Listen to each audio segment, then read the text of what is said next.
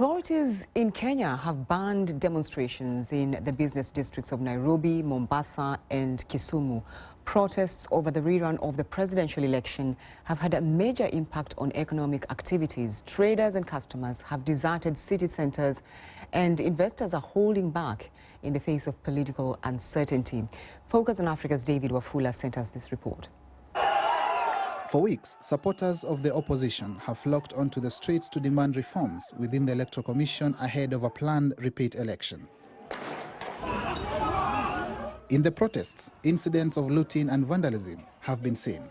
The government has now banned protests within major cities. Due to the clear, present and imminent danger of breach of peace and public order as witnessed in recent demonstrations, the government notifies the public that, for the time being, we will not allow demonstrations within the central business districts of Nairobi, Mombasa and Kisumu. As the political situation continues to plunge the country into uncharted waters, major cities across the country are feeling the heat, especially the business communities who are still wondering whether this stalemate will end for business to pick up as usual.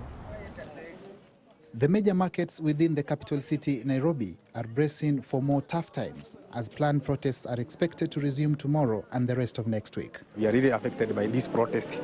As you can see, there is no customers as used to be there before.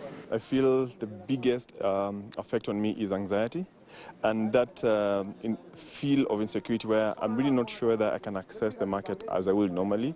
So, like for example, if I take an Uber, I'm not sure that my Uber driver will take me to the market as because probably he'll be thinking about his security first. As a reply, the opposition have come out strongly against the government's directive, saying that they will continue with their planned demonstrations. We have explained to the CS in charge of internal security, Mr. Matiang'i, that he does not have legal or constitutional powers to ban protests which are enshrined in the Constitution, which allows people to protest, and our demonstrations have been peaceful.